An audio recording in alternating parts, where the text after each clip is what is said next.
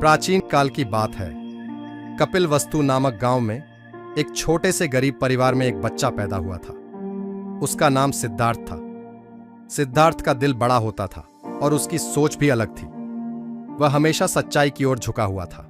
जब सिद्धार्थ का बुढ़ापा आया तो उसने अपने पिताजी से यह सुना कि जीवन में सुख और शांति पाने का एक ही तरीका है, आत्मा की शांति का अनुभव करना।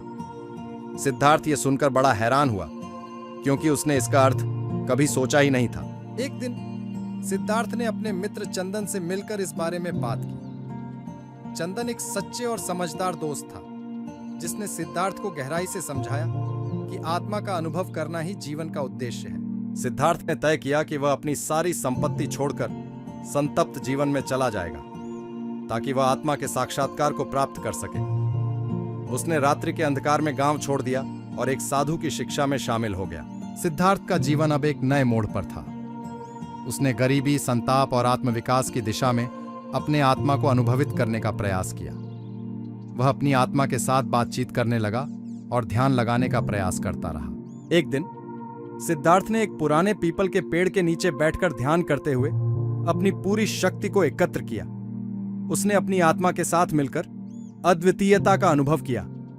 उसे यह एहसास हुआ कि सुख और शांति उसके भीतर है और उसके बाहर की दुनिया की वस्तुओं में नहीं। सिद्धार्थ का दृष्टिकोण पूरी तरह से बदल गया। उसने देखा कि सभी जीवों में एक ही आत्मा है और सभी को समान रूप से सुख और शांति का अधिकार है।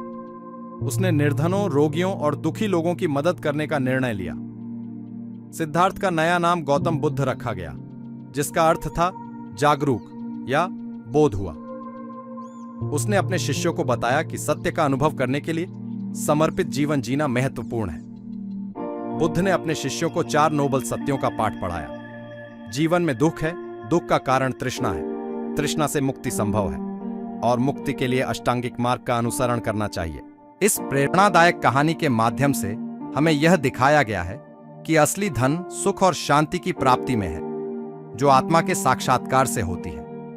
गौतम बुद्ध ने यह सिद्ध किया कि अगर हम सच्चे आत्मा के साथ जुड़ जाते हैं तो हम सभी जीवों के साथ समरसता और प्रेम में रह सकते हैं। यह कहानी हमें यह सिखाती है कि सार्थक जीवन जीने के लिए हमें आत्मा की ओर मुख करना चाहिए और दूसरों की मदद करनी चाहिए।